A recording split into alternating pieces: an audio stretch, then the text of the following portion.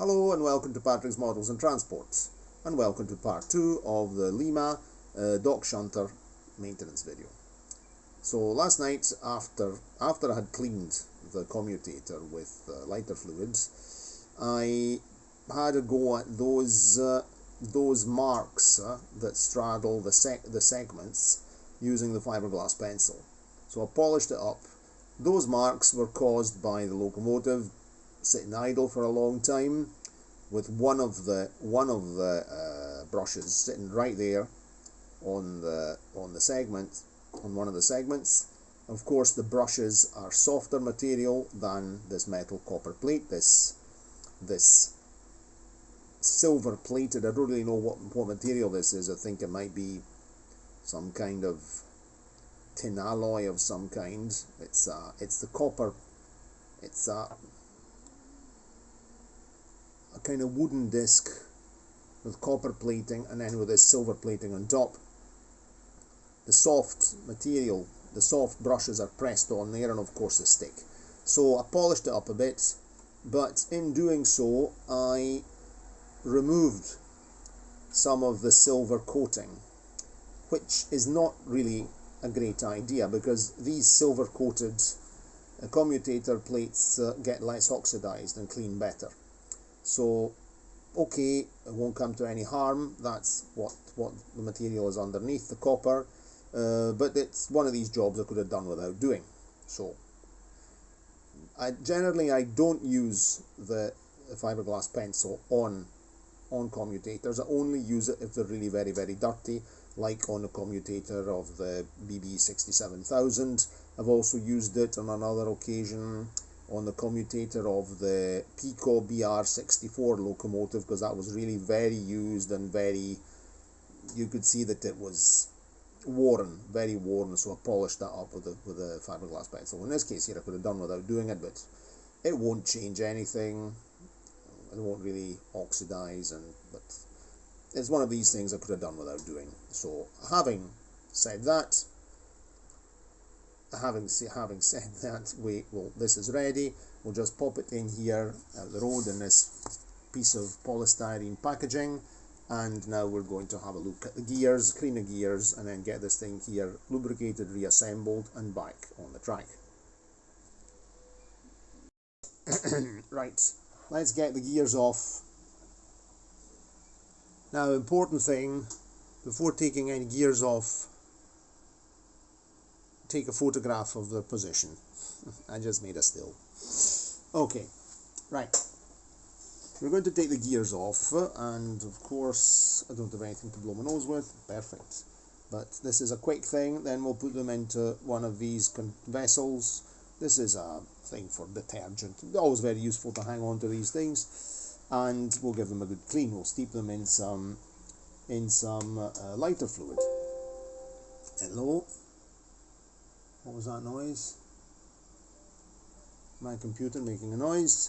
I'm doing the editing of the part 1 of this video. Right, so we're going to use what do you call it? A nut opening, a spanner I would call this, a spanner bit for my multi-bit screwdriver, and we'll just open this here. Of course we're going to have to this is a newer motor with the, excuse me, pardon the hands, but I'm trying to show you what I'm doing.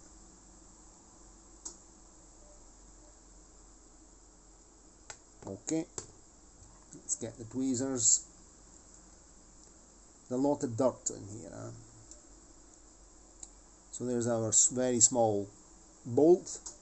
Drop that in there. That's pretty dirty and greasy.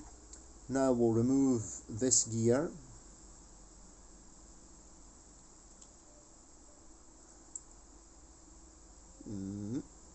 That's the big gear. Then we can take this gear here off.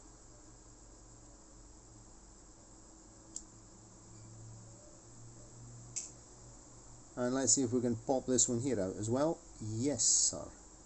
So this has got, we have to identify the outside. The outside is you can see the cogs. The cogs are a bit more rounded on the outside and more straight on the internal face, so that's easy to identify. And I did take a photograph and a video, so we're okay. Yeah, perfect. Now we're gonna put some lighter fluid in here. I have to buy some lighter fluid. I'm running low. I can either buy either at the tobacconist's or at the Chinese store. Costs the same. In Italy, you can buy lighter fluid at the Chinese store, cigarette lighters, but you can't buy. You can buy cigarette rolling machines and all these kind of things, but you can't buy matches. Matches, you can only buy them you can't buy matches at the supermarket. You have to buy matches. You have to go to the tobacconists, because matches are still a state monopoly and they have a state excise tax on them. So the same as any tobacco products or cigarettes. Okay, it's just an information. This is how things are in Italy. Right. Now I'm going to get rid of all this nasty gunk that is here. So I'm just going to use this paintbrush with some lighter fluid. Wet it up, make it nice and moist. Take a cotton bud and let's get rid of all the rubbish. Jeez, it's manky, look at that. Fluff. Now this is where the nice wee tweezers. Oh, there's a wig here.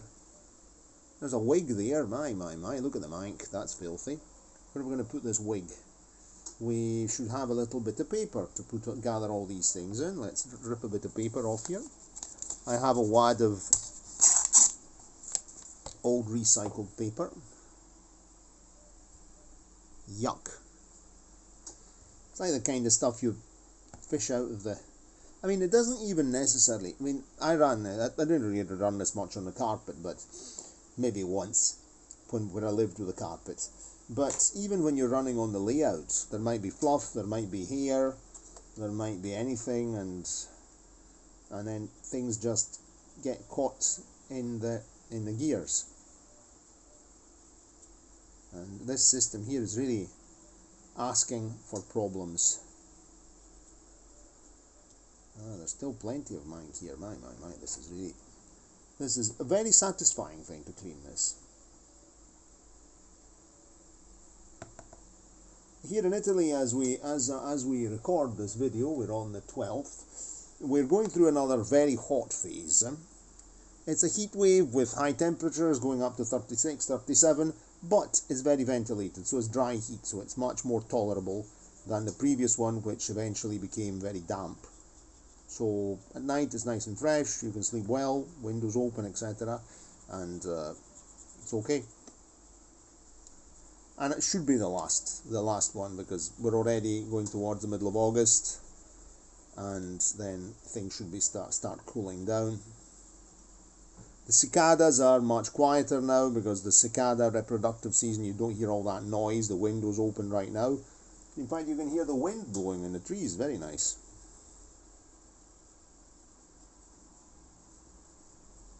Okay, you know what I should have? I should have one of those cans of compressed air, the ones we use for cleaning cameras. That would be a good idea. I don't have one of them. I do have one of these camera lens cleaning brushes with a blower. But, hello. Right. That's my video that's just finished editing.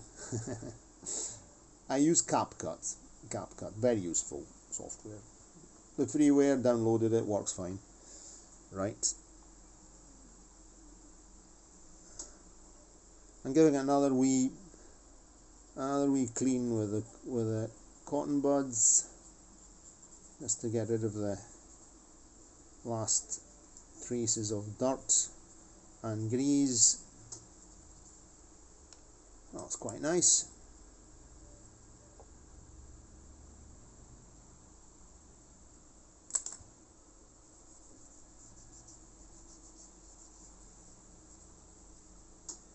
Righto, that's quite good. So last night I cleaned, I'm not taking the wheels out because it would mean re-gauging would be utter chaos. Last night I gave this gear here a good clean with lighter fluid and the brush, and then I also gave the pickups a good clean as well. You saw me using the lighter fluid, and then I actually sprayed some contact spray there, and I also cleaned the rear of the rear of the flanges, and this has also been cleaned. We will then grease everything. We'll give everything a light grease with technical petroleum jelly, which is very good because it doesn't splash around like oil. It maintains its properties, and it's also very, it doesn't tend to pick up a lot of mank, a lot of dust and things like that. It's good. It keeps foreign bodies and filth out of it, but you don't need much. You need very little. Plus, in this case here, it'll seep in here, in there, because there's that. To take this out, you'd have to remove the wheels, you'd have to, pull them off the axles. It would be a utter mess, not worth the hassle. And it'll anyway seep in there a bit.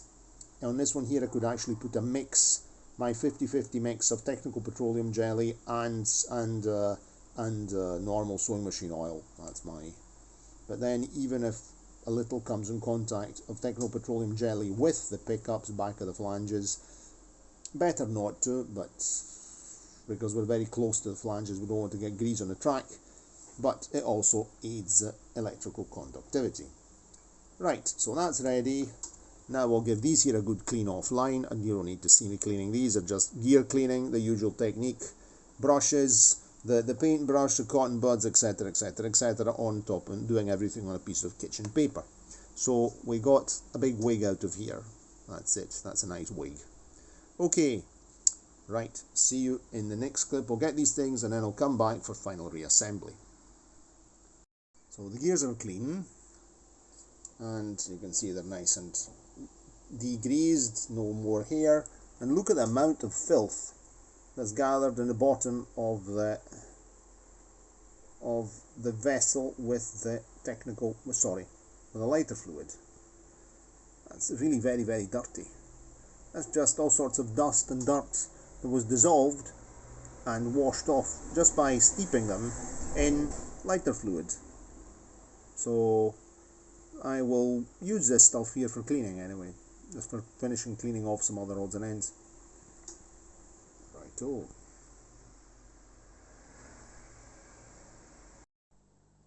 Alright, in the meantime I've been to the Chinese store where I bought lighter fluid.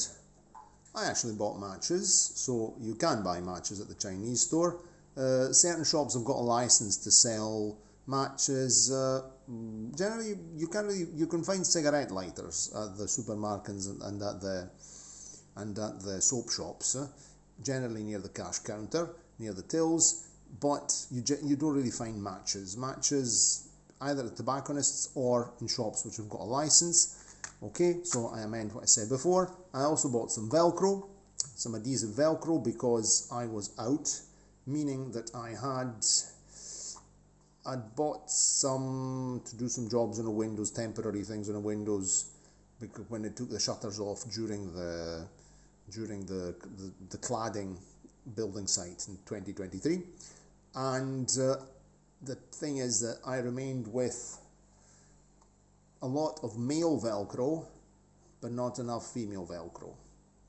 So there's no use. I didn't have any, because I use this stuff here to fit the Christmas light battery boxes under the layout. So we've got everything. Okay, and this is not my desk. This is a kitchen table, and I'm about to have a snack. Yogurt. I'll have some Schweppes tonic. I rarely drink this kind of stuff. It's hot day, something different, and we'll get going. Go back in there and finish the job.